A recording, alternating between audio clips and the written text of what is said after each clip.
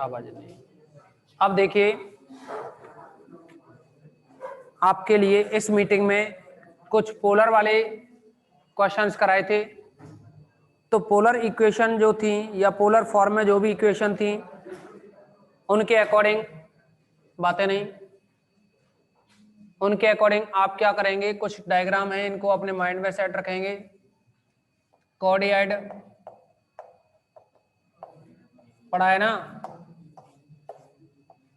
Coordinate r equal to a into 1 plus cos theta. जो curve tracing बताई थी ना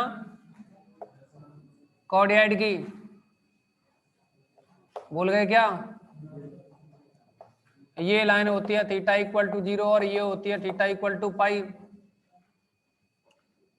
दूसरा होता है ये, इसमें ये तो पार्ट फर्स्ट, इसका सेकंड है coordinate r equal to a into 1 minus cos theta. इस कोऑर्डिनेट का डायग्राम होता है इस तरह से, ये line theta equal to pi और ये होती है थीटा इक्वल टू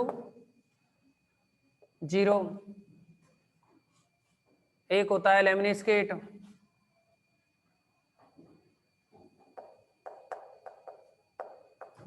लेमनिस्केट जो कि r square equal to a square cos 2 theta. इसमें ये लाइन होती है theta equal to pi by 4 और ये लाइन होती है theta equal to minus pi by 4। याद आया कुछ? इनको बनाएंगे सभी को। एक अगर हम वृत्त की बात करें r इक्वल टू ए, तो ये वृत्त होता है, केंद्र इसका मूल बिंदु होता है और त्रिज्या होती है a। ठीक है ना, ये केंद्र होता है 0 0, त्रिज्या होती है इसकी a। इसमें दूसरा है फिर वृत्त r equal to a cos 2 theta, r equal to a cos या 2a cos theta, r equal to 2a cos theta जो वृत्त बनता है ना, ये वृत्त आता है कॉस है तो a0 बनेगा इसका, यानी ये इस अक्ष पे रहेगा। ये पॉइंट होता है, इसकी जो त्रिज्या होगी आधी होगी a0। 2a cos थीटा हो तो इसकी आधी हो जाती है a, यहाँ 2a है ना तो त्रिज्या हो जाएगी a, इसकी आधी, केंद्र हो जाएगा a,0। कैसे आता है ये देखिए, अगर हम ये कहें इस वृत्त का जो समीकरण होता है ना वो कितना बनता है, x माइनस ए का वर्ग प्लस वाई वर्ग इक्वल टू आर वर्ग आर यानी ए का वर्ग। यही तो होगा इस वृत्त का समीकरण। ध्रुवीय में चेंज करके बता रहे हैं, इस फॉर्म में लाना चाह रहे हैं आपके लिए, देखिए समझेंगे अब। होल स्क्वायर खोले तो x square plus y x square plus 2a minus 2ax plus a square plus y square equal to a square cancel, x square plus y square minus 2ax equal to 0, x square plus y square कितना होता है are square. ध्रुवीय रूप में आपको पता है ना, x equal to r cos theta, y equal to r sine theta. तो एक्स का वर्ग प्लस वाई का वर्ग करोगे तो आर वर्ग आएगा। इन दोनों की जगह आर वर्ग लिख दिया, माइनस का 2ax, एक्स की जगह है यहाँ आर कॉस थीटा। आप यहां से r कॉमन लेंगे तो ये बनेगा r minus 2a cos theta. Clear? यहां से r 0 और यहां से r 2a cos theta. Clear? r equal to क्या है, यहाँ 2a cos थीटा बना के नहीं, तो यही तो वृत्त है r equal to 2a cos theta. बहुत ज्यादा काम आएगा ये क्वेश्चन करने।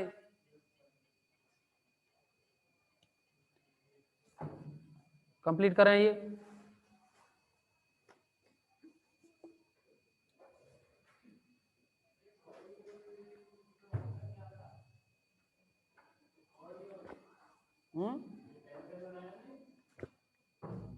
क्या हुआ? कोऑर्डिनेट के बारे में तो हमने वक्रानुरेखण भी करवाया था ना, ग्राफ, सममिति के पॉइंट, फिर ध्रुव, अनंत स्पर्शी, फिर स्पर्शरेखा वगैरह ये सब निकाले थे वहां। सेम करना है वैसे ही, यहां और करवा देंगे एक क्वेश्चन, ठीक है ना। अभी ध्रुवीय ध्रुवीय वाले आने दो। लेमिनिस्केट बताया था ना आपको पहले, याद है? लेमिनिस्केट एग्जाम्पल सेकंड था या कौन सा था, थर्ड था?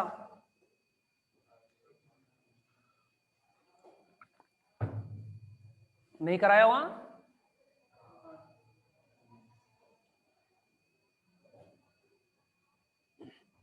प्रैक्टिस करो, उनको रख के मत बैठो, सबसे बड़ा पेपर होता है ये जो कंप्लीट होने जा रहा है तुम्हारा, बाकी का तो सब छोटे छोटे से।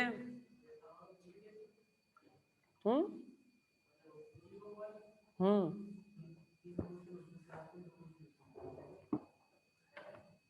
जो कैलकुलस का पेपर आपका कंप्लीट होने जा रहा है, इसमें डिफरेंशियल की जो बुक है पहली वाली, उसको करो कंप्लीट। और भी देखिए इसमें अभी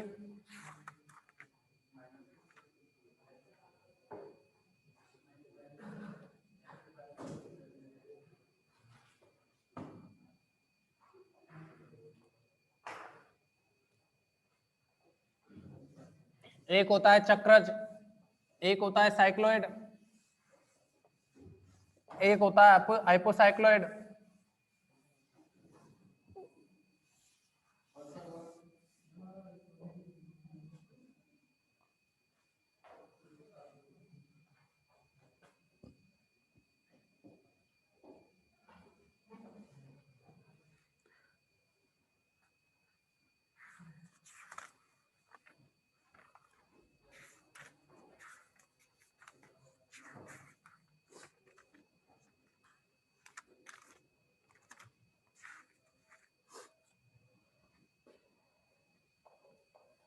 चक्रज first, x equal to a into theta minus sine theta, y equal to a into one minus cos theta.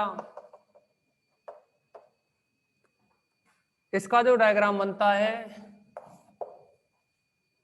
आप तो उसे समझेंगे साइन का ग्राफ, लेकिन वो साइन का नहीं होता है।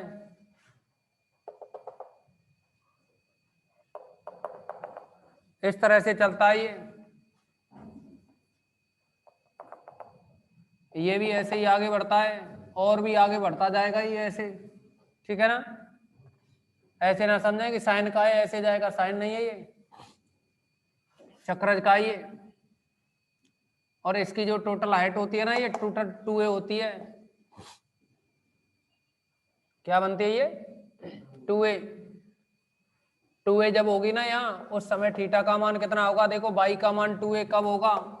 कॉस पाई पे थीटा बराबर पाई होगा ना, तभी 2a बनेगा, क्योंकि कॉस पाई माइनस एक होता है, माइनस माइनस प्लस हो जाएगा, प्लस एक और एक दो, 2a।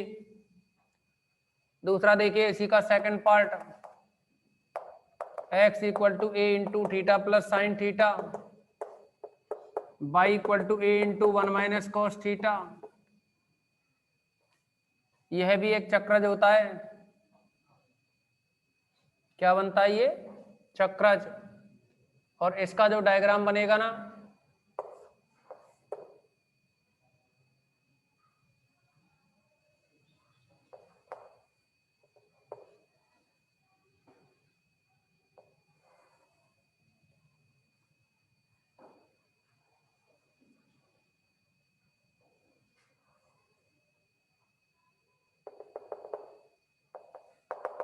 ये ऐसे चलता है।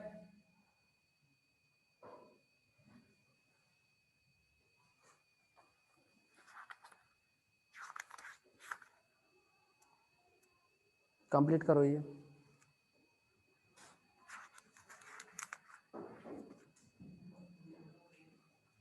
इसका डायग्राम थोड़ा चेंज करेंगे।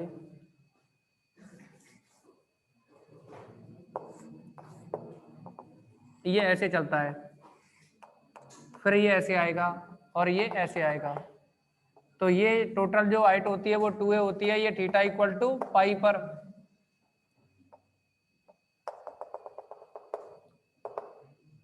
ये इसका आधार होता है।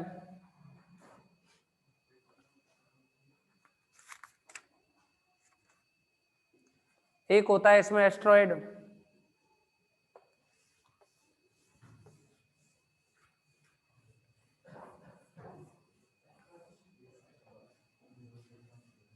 चक्रज को साइक्लोइड बोल सकते हो।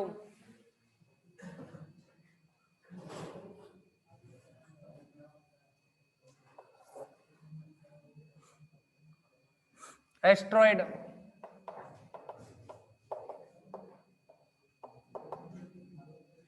एस्ट्रॉइड को x की पावर 2/3 प्लस y की पावर 2/3 इक्वल टू a की पावर 2/3, या इसको आप पैरामीट्रिक फॉर्म में लिखें तो पैरामीट्रिक फॉर्म में बनता है ये x equal to a cos q theta और y equal to a sin q theta. ठीक है ना, ये x और y की वैल्यू होती है। इसका डायग्राम बनता है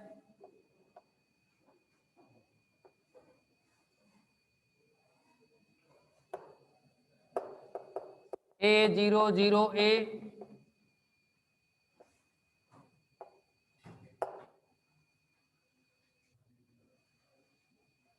चारों तरफ सेम रहेगा ये।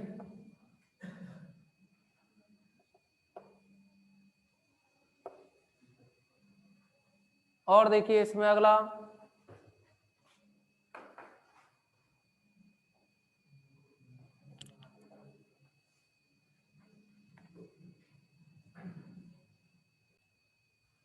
नेक्स्ट देखेंगे आप इसमें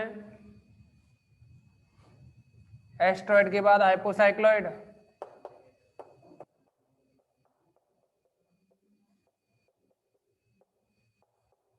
और हाइपोसाइक्लॉइड होता है x अपॉन a की पावर 2/3 प्लस y अपॉन b की पावर 2/3 इक्वल टू 1। और इसको ऐसे भी लिख सकते हैं x equal to a cos q theta, y equal to b sin q theta. इसका जो डायग्राम बनता है ना, इसका जो डायग्राम है वो आएगा इसी तरह से, बस थोड़ा सा डिफरेंस हो जाता है।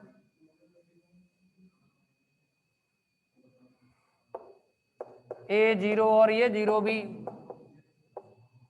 यहाँ A सेम होते हैं, यहाँ 0 A, यहाँ देखो ऊपर वाले में तो A सेम होते हैं और नीचे वाले में क्या है, A और B हो जाते हैं। ठीक है ना,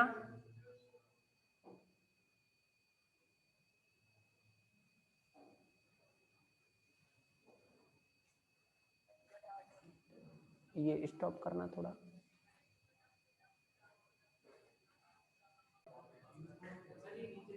हाँ क्या हुआ,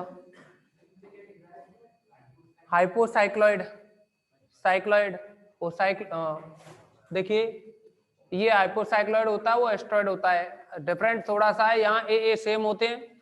अगर इसमें ए और बी सेम हो जाएं तो हाइपोसाइक्लॉइड एस्ट्रॉइड ही बन जाता है। ठीक है ना, कंप्लीट करो।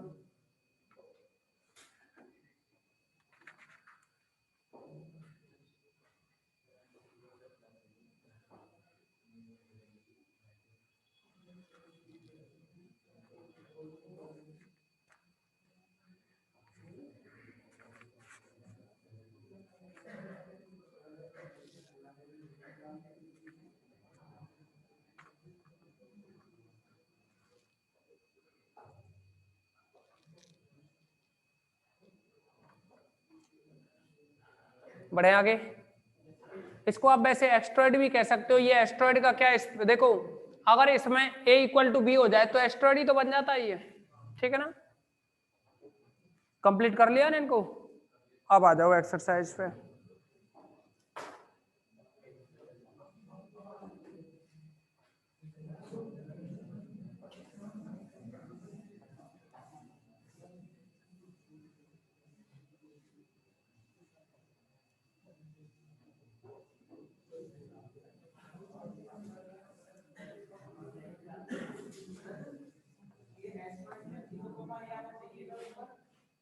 क्या लिख दिया था, B0,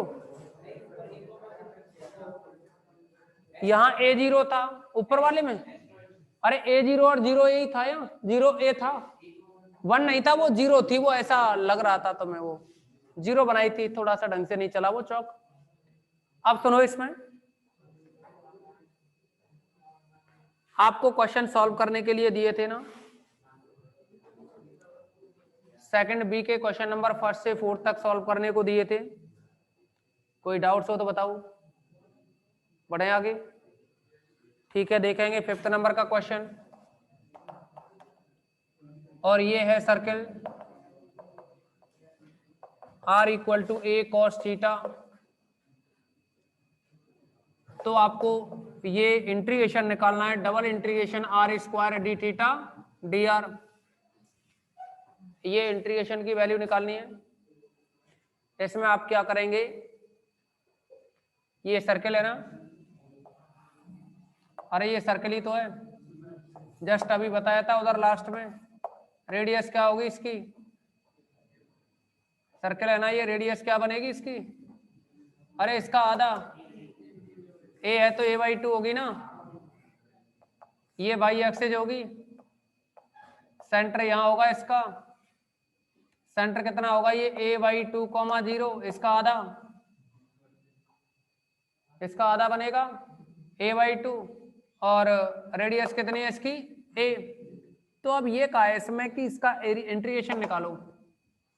क्वेश्चन में कहा है इस वृत्त के क्षेत्र पर इस समाकलन का मान ज्ञात करो। वृत्त के क्षेत्र पर, तो देखिए जब भी आप इसमें पोलर फॉर्म में पट्टिका लेंगे ना, ध्रुवीय रूप में पट्टिका लेंगे तो हमेशा मूल बिंदु से ही ली जाएंगी। कहां से, मूल बिंदु से। मूल बिंदु यहां है।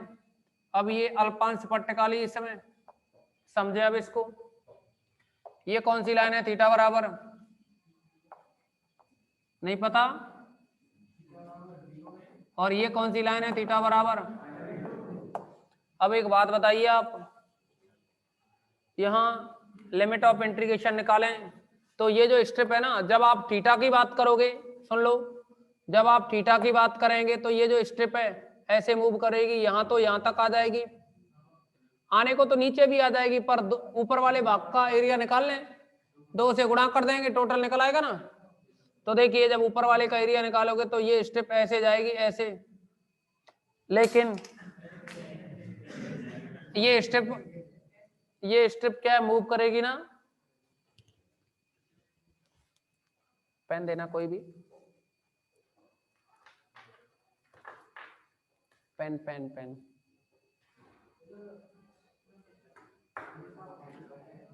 समझेंगे। ये स्ट्रिप मूव करेगी ना, इसका ये वाला एंड सिरा है ना, एंड वाला सिरा ये कहाँ होगा, इस सर्कमफ्रेंस पर, पर्दी पर, ये वाला सिरा यहाँ होगा पर्दी पर।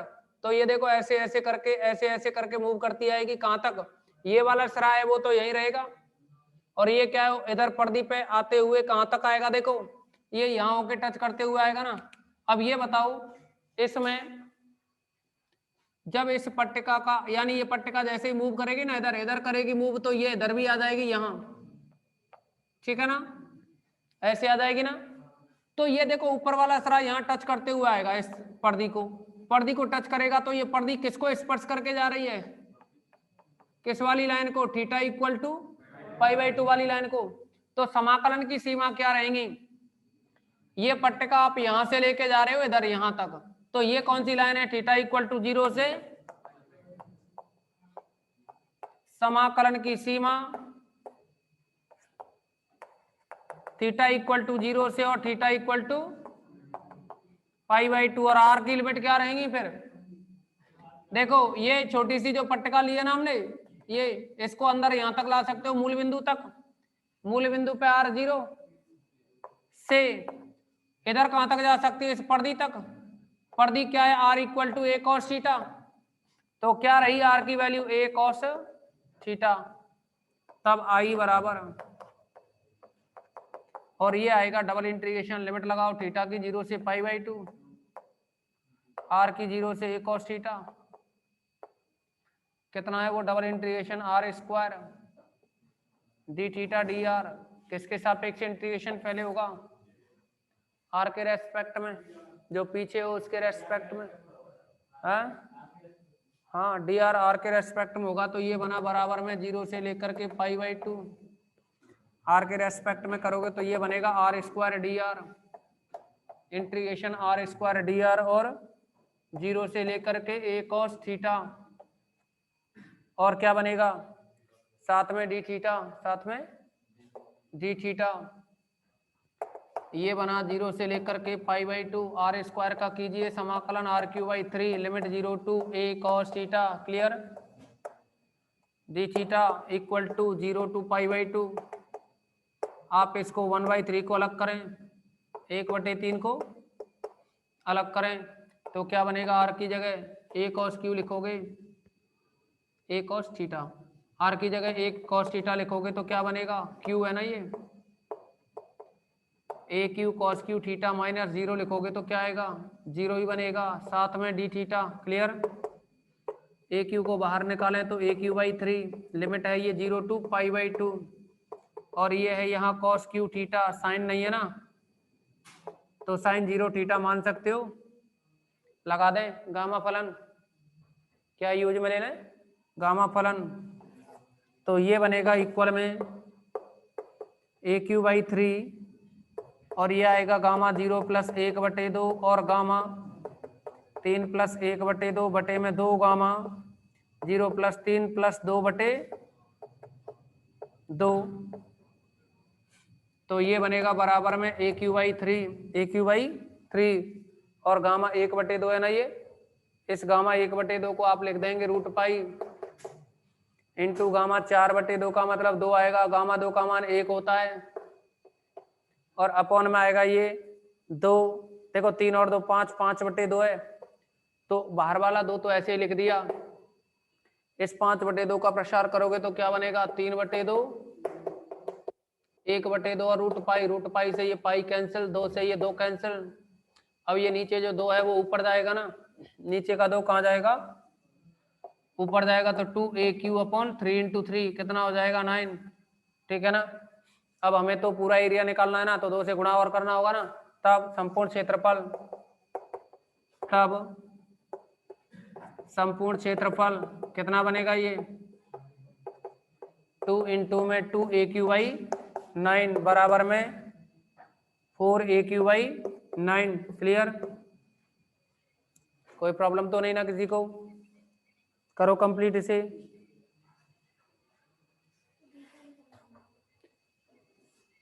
एक बार क्लास रिजॉइन करेंगे ये